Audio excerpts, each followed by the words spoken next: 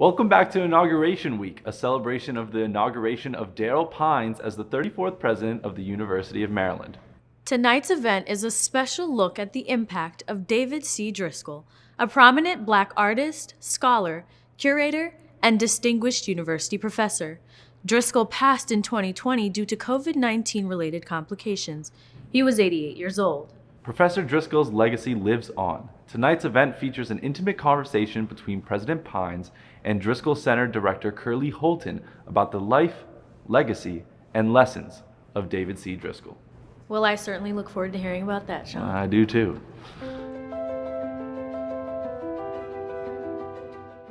David C. Driskell is regarded as one of the world's leading authorities on African American art. His groundbreaking exhibition in the 1970s, 2 Centuries of Black American Art, was the first of its kind to showcase African American contributions to American art. The David C. Driskell Center at the University of Maryland preserves and celebrates these unparalleled contributions. When just decades ago, accomplishments of Black artists were often overlooked. In the 50s, when I graduated, got my bachelor's and master's degree, I had not learned about one African American artist, not one. I lived in Harlem, and all around me those artists lived. But yet, I didn't know anything about them. The end of the Harlem Renaissance, the beginning of a new movement and modern art, there was a singular individual that was carrying that entire lesson, that entire message into the world, and that was David C. Driskell. It's an amazing story, and I don't think it's a story that could happen ever again because so many elements converged at one point, at one time, and he was prepared for that. He was making these connections as an educator that a lot of people weren't making, and he was doing it, well before it was trendy. A true gem on campus, students, faculty, staff, and visitors have access to the David C. Driskell Center for the Study of Visual Arts and Culture of African Americans and the African Diaspora. A center unlike any other, university leaders underscore how fortunate it is that David Driskell chose to house his library and personal papers here at the University of Maryland. I thought, well, this is where I've spent some of the happiest years of my life teaching. And I think it was absorbed by so many students from so many different places. So it just seemed like this was the right place.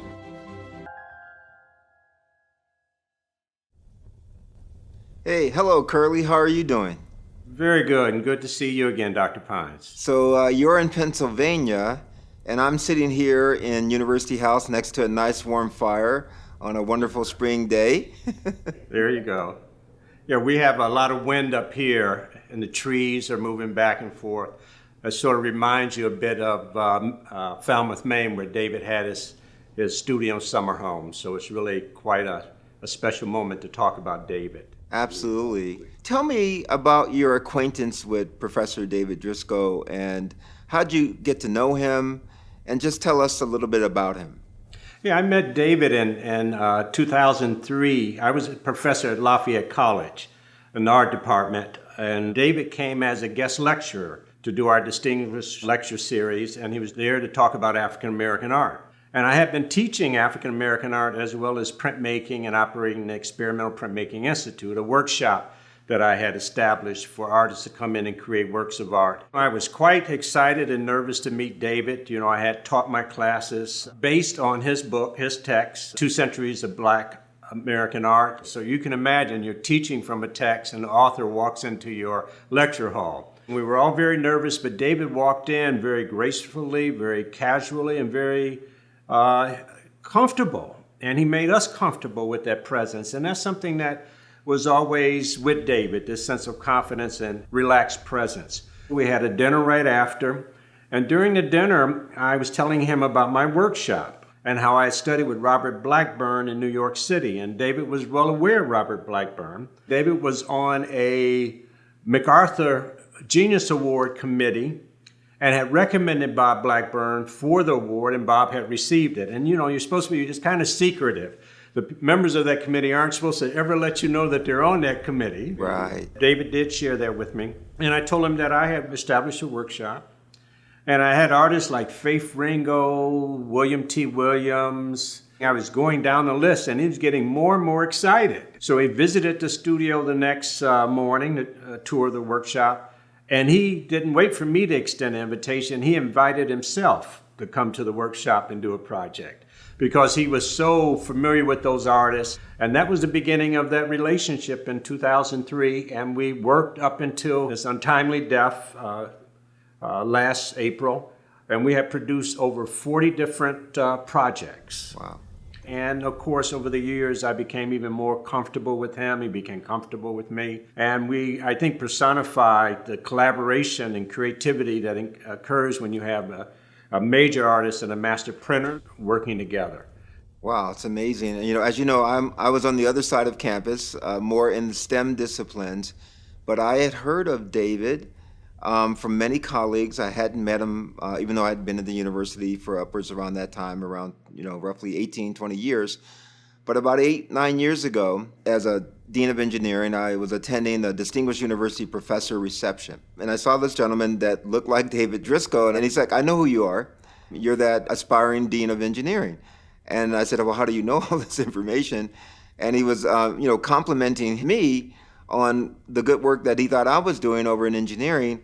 And I was like, I'm enamored by you and your incredible contributions in the visual arts and African-American artists yourself and your own scholarship. And then later, as I obviously became president of the University of Maryland and announced in mid-February of last year, I was at another reception for myself, and David again shows up and he says, I'm really looking forward to working with you going forward. And this is just, a couple of months before his untimely death. And I said, Dr. Driscoll, I'd be so honored if you would let me share your work and display it in University House. And he said, super excited about that, dear. I look forward to doing that with you. So it was just a humbling experience for me to meet this superstar, at University House where I'm at today, and to know that this person is a gentle scholar and a humble scholar and is easily approachable as just a person, and was, willing to really, work with me. Unfortunately, as you mentioned, his untimely death as a result of COVID. But I wanted to honor that commitment that we both made on that day. And as I sit here, just over my shoulder, over this shoulder, as you can see behind me, is a print, one of the pine tree prints that he did, which is fortunate that it's connected to my name a little bit. And so, I'm very proud to have that here in the house and many other prints in the house. And it's just amazing the work that David did, first as a scholar, then as an educator, and of course as a mentor. It's interesting when you mention the pine trees. He was always inspired by his surrounding landscape. He grew up in the South. That was always important to him, the foliage, the plants, the vegetables. But it also represented something else, I think, is that the pine tree was an object that David was able to invest in it a certain kind of spirituality, a certain kind of complexity. Yeah. You're surrounded by this object every day, but he asked you to stop for a moment, to contemplate that object, to understand how precious that object was. And I see that as a very connected metaphor for how he dealt with all of us. He embraced all of us from where we were sitting and standing. Yeah. We did a virtual event at the Driskell Center. And for those that aren't aware of this, the David C. Driskell Center was established in 2001 on the university campus. And the virtual conversation was with 5 of his former students, all graduates of UMD, art historians as well as artists and curators. And the one thing that was consistent with all of them was his accessibility, approachability, and his generosity of spirit. Yeah, I think we should share with everyone that this man was an incredible genius. And just to share some accolades of his life, he's been recognized with some of the most prestigious awards that this country offers anyone. And one that really represents him is the National Medal of the Humanities. An incredible honor for him, an incredible honor for us at the University of Maryland, and what an opportunity for our first African-American distinguished university professor getting the National Medal of the Humanities. And this is why we commemorate him in the David Driskell Center that you oversee, and the many different African American artists and other artists who get to display their work there over the years. It's amazing because, with all those achievements, he was so humble and so comfortable with it. I was having dinner with him once, and I saw these napkins on the side table, and they had an emblem from the White House. And I said, well, David, where did you get those napkins at? He said, don't tell anybody. But when I had dinner at the White House, I had to take those napkins with me, So he has his sense of humor at the same time, which was so wonderful. So Curlee, tell me about David's work in the Department of Art and Art History and as an administrative leader, but also as an educator. Well, he became a professor at the young age of 24 years old in 1955 at Talladega College. To go from there to Fisk, to Howard, and finally to the University of Maryland, he would often say that he felt like when he got to the University of Maryland, he was at home. Yeah. That was amazing, I think, for that long journey. At every institution, David was a change agent. Yes. He came to the University of Maryland in 1977. His groundbreaking exhibition was traveling, and during the time he was still receiving a great deal of national recognition for that achievement and was actually transforming the canon. By coming to the University of Maryland at that moment, he was able to actually transform the coursework in the department. He was teaching methods and materials. He was teaching African American art history that hadn't been taught as a primary course in art history. This is amazing because he was an artist and art historian as a chairman of an art and art history department. Right. So he was the perfect, it wasn't either or. Yeah, it was both. He was able to diversify that faculty. And that is another lesson that I think we've learned in our generation, is that in many times, in many cases, the way in which we connect with scholars and academics, especially of color or marginalized groups, is through a network, not necessarily through an advertisement. He was bringing all of these great artists in, teaching with national and international distinction. Sam Gilliam was there, and Sam Gilliam had been the first African-American representative for the U.S. at the Venice Biennale in 1968. Wow. So you're talking about bringing these historic figures sitting in the classroom with our students at UMD. That was phenomenal. This goes with the concept of inclusive excellence. I always like to say that diversity and excellence go hand in hand. And I Yes. call it a form of inclusive excellence because it brings in creativity and different people to a particular field to show what is possible. Often folks are not simply exposed to diversity and other ways of thinking and other ways of visualizing even art. And what he was able to do was to bring in these superstars who were from a different network, who practiced the field of art history or art or visual arts, and finally this community could see the excellence. And David was very exploratory. I think he had also an interest in science, of course his interest in nature. Maybe you can talk about a couple of examples that he connected science to the visual arts. Yeah, he did that not only in the visual arts, but he also did it in his own living, his own practice. He had studied at The Hague, he had studied throughout Europe. He understood the master's use of science and how to prepare his paints and his materials, and he taught his students that as well. And those students were so inspired, even though they didn't necessarily become practicing painters. We had one student of his during a virtual panel who works at NASA in engineering and space science and has used the art to expand her horizons, but also considers herself to be a fine artist and painter. But it wasn't limited to just the discipline of visual arts, because what David embraced was innovation, experimentation, the removal of boundaries so that you could experiment and expand on your possibilities. And he really believed in the human capacity to be creative and transformative. But he was so ahead of himself by being so open to other ways of thinking and other styles of creativity and other disciplines, and including science, that now today he's actually helped Arts and Humanities partner with the College of Computer, Mathematical, and Natural Sciences and Computer Science to develop a brand new degree program which is called Immersive Media Design. And that really came out of his legacy of his work being so transformative that now we can have the folks in the visual arts and the performing arts work with folks in technology and science to help actually develop a degree program and train future generations of folks across disciplines to go out into the workforce and do some incredible things, leveraging 2 different colleges, 2 different ways of thinking, and bringing those folks together to be very creative.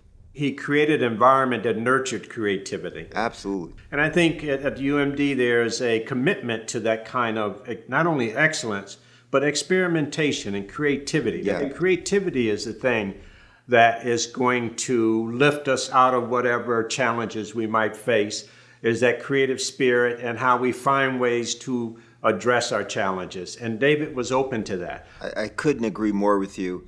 He was very creative. He didn't compromise his picture of excellence and his high standards, and he was able to pass on that information to his students so that they could think like he thought. So throughout his career, he started off as an artist and a scholar, became an educator, became a leader. He even chaired a department, and he became, of course, a mentor and then an historian through the evolution of his career, bringing the history of African American art to the rest of the world. Truly a Renaissance man, truly transformational. Absolutely. And it wasn't just telling the story of African Americans' art and history and culture for African Americans. He was telling it for the world.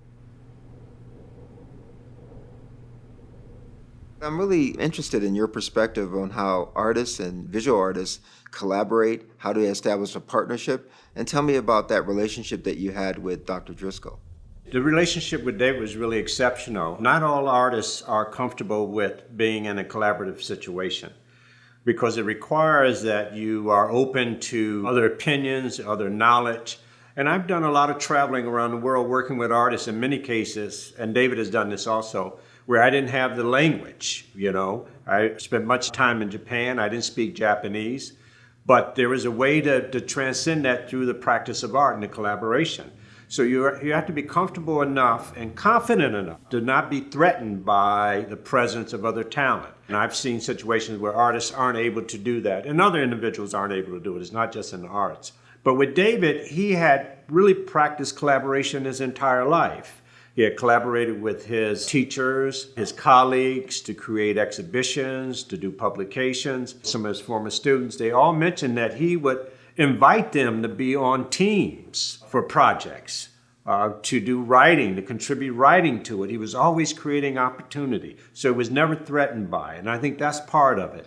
David had a great deal of confidence and never apologetic for coming from a history of his father being a sharecropper, going to a one-room schoolhouse that was segregated. He never lamented that. He always felt that he had had great opportunities in his life and had been nourished and protected and had been taught well. So he was always open to this sense of engagement and, of course, collaboration. And he also knew that when you collaborated, the chances were that you were going to produce something different than you would on your own, and in many cases, something better than what you would have done on your own. Well, the process of collaboration very much fit his creative strategies. We did a project together. He called it his Opus project, Women in Interior. We did in 2007. We did this in San Jose, Costa Rica. So I rented a print studio with a staff. I took 2 of my students and a printer that worked for me. David had his biographer, Julie McGee, and his manager, Rodney Moore. And we all arrived in San Jose, Costa Rica. And then one evening we got a phone call, and it was a young woman who said, I understand David Driscoll is in San Jose, Costa Rica. Wow. I say, yes. So I called for him, and I'm thinking to myself, Dr. Pines, I've been coming to Costa Rica for 10 years at print, and nobody ever called and said, is Curlee in town? It was always his first visit. It was from the presidential palace. Wow. The curator called. They wanted David to come to tour the presidential palace in Costa Rica, San Jose. And that print, Woman in Interior, that we made there went into the permanent collection. So his reputation extended far beyond the U.S., but it was because of his generosity. And in that collaboration, of course, and experimentation and innovation, he was never shaken by it. It only expanded his voice and his understanding. So he was always very open to that and embraced that, and also inspired me to be more experimental and collaborative, and inspired his students to do that as well. But don't you think that comes from his own self-confidence about where his work stood, and that he was free with his ideas? Because when you have a self-confidence about yourself and about your standing in the field, there's no fear to work with anyone, because you know that the product will be a better product. Exactly. And so there's this internal comfort level that you reach that geniuses like Dr. Driscoll reach because of that internal peace with themselves, that they can work with anyone because they are so creative that there's another idea tomorrow, another idea the next day. And what they're trying to do is make a better product. And when there's a collaboration and a partnership with someone like yourself, Curlee, the way I look at these partnerships and collaboration, they're only effective if sort of three things happen. Number one, there's a value proposition for me and you to work together. Number two, that you have as much to gain or to lose as I do. And number three, there's an enormous level of trust built up between you and I. Yes. And I think that's your relationship with Dr. Driscoll. All of those factors come into play, and both of you are comfortable in your own skin and your own knowledge and the way you complement one another. And that's a sign of a really positive working collaboration that leads always to a new creative product and excellence. Yeah, it was fearless. You know, it's fearless. It's fearless. We have failed before and survived that failure. And we see other options and possibilities. And in that experimentation, in that process, you find ways that things don't necessarily work effectively, but you discover other ways and other approaches. And I think that was instilled in David early on, that there was no fear of failure, because there was only the possibility of recreating oneself. And you could keep on doing that. And you could take that failure and you could transform that failure into other possibilities. So I think that's at the heart of it as well. This fearlessness, isn't that the UMD slogan, fearlessness? Yeah, this is what David embodies, the fearlessness and the fearless ideas that is really the epitome of a Maryland Terrapin. Yeah, absolutely, fearlessness.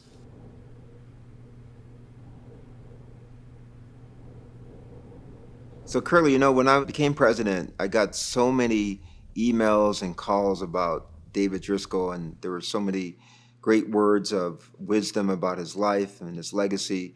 And I know he had this uncanny ability to bring artists and Black artists together all around the world. So maybe you can share with us what you think his legacy will be going forward, and how these artists will resonate with the work that he did and his incredible life story.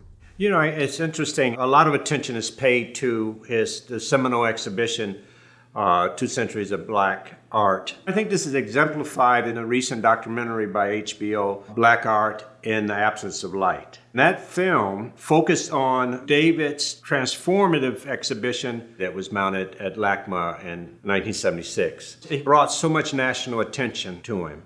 And it was a great moment for African American community as well. There was some criticism of him putting that show together, some detractors that didn't feel that it should have been done. But it had the largest attending audience in the history of LACMA. Wow. David said that the lines were around the block waiting to get into that show. And it taught us something, that if museums presented our story, we would attend those museums. If we saw ourselves, too often we go into those museums and we didn't see ourselves. We didn't see ourselves as a worthy subject matter. But David proved that we deserved that attention, and that those artists that were creating these works were masterful and skillful and had a certain genius as well. In some cases, those artists that he was celebrating and showing had not had opportunities to go to the academy. And you're talking about artists that were studying in the 30s and 40s and 50s that were not accepted into institutions. So these artists, in spite of that, achieved great things in the studio with their work. In many ways, his work was an indictment. His success was an indictment, not one that he had placed on these institutions, but he made it very clear that their collections did not truly reflect the full diversity of the American creative landscape. And they have begun to do this in serious kinds of ways. You have major museums around the world that are now hosting works by African American artists. I've attended some in Paris and other places that have been inspired by David's work on Two Centuries. You have the world catching up with it, major shows. And we see this in our current gallery system in museums in the U.S., major exhibitions. The Baltimore Museum of Art even had some controversy because they were proposing to sell some of their collection so that they could acquire more works by African American artists to diversify their collections. Now you have African Americans, celebrities purchasing the work, seeing it as financial instruments. This had never happened before. There's a great painting by Palmer Hayden, The Janitor Who Paints, and it's a beautiful painting that shows a young man with his beret on in the basement of an apartment building with his wife with her small child. In the trash can, The Janitor Who Paints. Now, this was in the important text that was written by David's teacher at Howard, James A. Porter. This was the first book published on Negro art. It was called Modern Negro Art in 1943. This was David's teacher and mentor. So David was continuing with this vision and this knowledge. So the 2 centuries was natural for him. Yeah, I think since his passing, I think people are appreciating the genius that he was. And, Absolutely. and since the time I've been president, what I have found out is that Howard University's museum, his alma mater, is really honoring him in exhibits of his work. We at University of Maryland are hosting his work here at University House. There are so many folks that, unfortunately in the passing of Dr. Driscoll, have realized the true genius that we had that walked among us. And now they are really celebrating his life by honoring his work in a number of museums around the world. Yeah, this is exemplified by the retrospective at the High Museum in Atlanta, Georgia. Major exhibition of his work. Now, it's interesting historically because the High Museum was one of the sites of the exhibition of Two Centuries in 1976. It's kind of amazing how now they're celebrating David himself as a practicing artist. And that show would travel. It would come to the Phillips Collection, who we have a partnership, a collaborative partnership with UMD. Actually, there's an exhibition that in a small museum just outside of Eatonton, Georgia, where he was born, where they've had his work on display and they've invited the school children in to do paintings like David Driscoll. So they had David Driscoll-like paintings on display in the museum honoring David. So that continues that legacy. Absolutely. His name and achievements are so much a part of the American cultural arts system now and the museum systems now. You say David Driscoll and everyone knows David Driscoll and what he stood for, because it's not just about his practice as an artist. He symbolizes the challenges and the need to diversify not only just the canon, but the institutional holdings. And I'm so honored that he was a faculty member here at University of Maryland. So his symbolism of excellence is reflected from the university's perspective of having had him for so long, and that he was our first African-American distinguished university professor. Yeah, we were blessed to have him in the community at UMD, and with his colleagues, as you mentioned, the students. It's just amazing, and for us to have the Driskell Center there to continue to represent that and honor that. What's interesting in the story of the Driskell Center, my understanding is that a group of scholars on campus at the time that he announced his impending retirement didn't want David to go, and I think the president at that point was President Moat, was it? Yes, President Dan Moat. Who was a mentor of yours as well, I understand. Absolutely. President Moat wanted to honor David and perhaps persuade him not to retire, but David did it anyway, and the manifestation of that desire to honor him and recognize him was the establishment of the David C. Driskell Center. The Driskell Center is a very rare type of institution. It's a research-based institution, which makes it very unique, and it's the only institution dedicated to the visual arts, named after an African-American artist at an institution of higher learning in the entire country. So we, again, celebrate David in a very special way. We maintain his legacy, and that he was a singular and very special individual, and the center is very special in that regard. Well, Curlee, Holton, I just want to say it's just been an honor and privilege to spend some time with you talking about this incredible genius, Dr. David Driscoll. And I'm really appreciative for the time that you have given us and the wisdom and historical anecdotes that you have provided to our audience here at the University of Maryland and more beyond the University of Maryland. And I want to also thank you for your service and your good work, because it's reflected in the excellence that you have as well, embodied by your partnership with Dr. Driscoll and your leadership of the David Driskell Center. So I want to say it's been a wonderful time to spend time with you and to learn about this incredible journey and this incredible leader that was on our campus and has blessed our lives over the past several years. So thank you again. And I look forward to seeing you in person as we get through the pandemic. Exactly. And I'm excited to, of course, visit the Driskell Center every time I get a chance to be there. Yeah, we want to get back to the Driskell Center. It was an honor to be here with you and have this pleasure. conversation with you. And of course, it honors David, and that's been important to both of us. Absolutely. Absolutely. Thank you.